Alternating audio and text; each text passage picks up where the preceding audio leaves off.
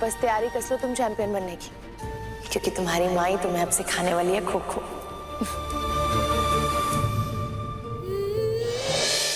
पुरानी बातें याद करना बहुत तकलीफ देता है, इसलिए भूलना चाहती थी। लेकिन खो खो हमारे लिए सिर्फ खेल नहीं था, हमारे खून में, हमारी सांसों में बस गया था वो।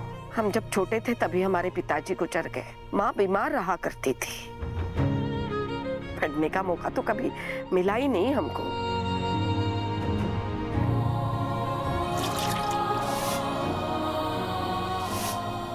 बाकी सारे गांव के बच्चे जब स्कूल जाया करते थे, हम काम करने खेती पे जाया करते थे।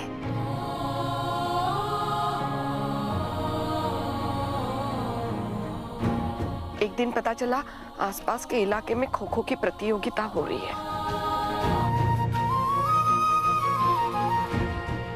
और इनाम रखा है 1000 रुपया। हाँ, बस 1000? अरे नहीं नहीं बिट्टो, उस वक्त 1000 की कीमत बहुत हुआ करती थी। फिर क्या था, जो तुम करते हो वही हमने किया, कूद पड़े मैदान में। अकेले? नहीं नहीं बिट्टो, गांव की बहुत सारी लड़कियां इकट्ठा की हमने, लेकिन वो भी काम इतना आसान नहीं था।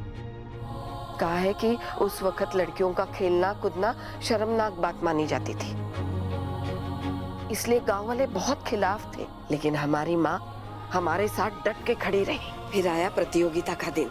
उस दिन सब लोग जीतने के लिए दौड़ रहे थे, लेकिन हम दौड़ रहे थे सिर्फ 1000 रुपए के लिए। कहा है कि बाबूजी का कर्जा चुकाना था, माँ के इलाज के लिए पैसे इकट्ठा करने थे।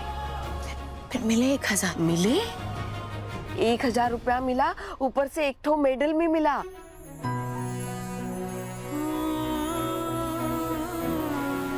कहा है कि हम प्रतियोगिता जीत गए थे।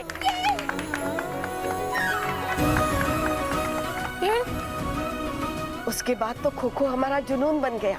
एक के बाद एक हम प्रतियोगिता जीतते गए। हमने हमारी माँ का नाम रोशन किया।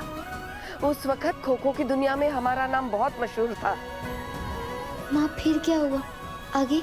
आगे आगे हमारी शादी हो गई, सारे अरमान टूट गए। हम वो राष्ट्रीय स्तर तक खेलना चाहते थे, वो नहीं कर पाए। फिर एक दिन हमने तुम्हारे अंदर खो खो के लिए वो ही जुनून देखा, तो फिर हमारे सारे पुराने सपने जाग गए। हमको ये मालूम नहीं कि हम तुमको खो खो सिखाने के लायक है कि नहीं, लेकिन हम ये जरूर जानते हैं कि हमारी माँ उस वक्त हमारे साथ जैसे खड़ी थी ना, ऐसे हम तुम्हारे साथ खड़े रहेंगे।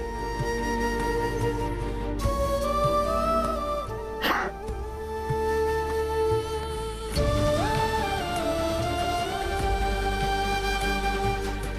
अब बस तैयारी कर लो तुम चैंपियन बनने की, क्योंकि तुम्हारी माँ ही तुम्हें अब सिखाने वाली है खो खो।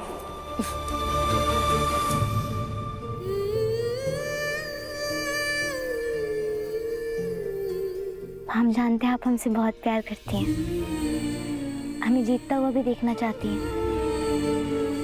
लेकिन माँ, एक खेल के लिए जुनून होना और उसे राष्ट्रीय स्तर पर खेलना दोनों बहुत अलग है ना।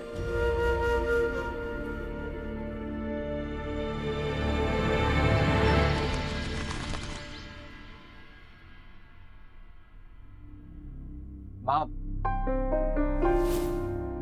एक बार तो बात सुन लीजिए मेरी।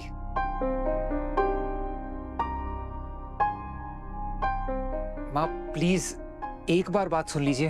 बेटा, तुम्हारा बात तो सुन रहे हैं, लेकिन तुम्हारे पापा की बात कौन सुनेगा? हाँ?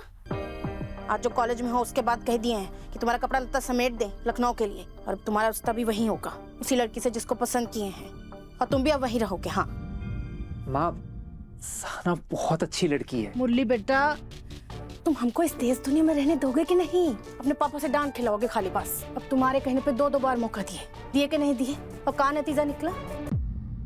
तुमको शायद याद नहीं है, तुम्हारे पापा आज तक तुम पे हाथ नहीं उठाए हैं, और तुम उनके सामने किसी बच्चे से मार खा लिए। एक्सीडेंट था वो। तो तुम क्या चाहते हो, ऐसा एक्सीडेंट तुम्हारी माँ के साथ भी हो जाए? माँ आप रहने दीजिए, हम ही बात कर लेंगे पापा से।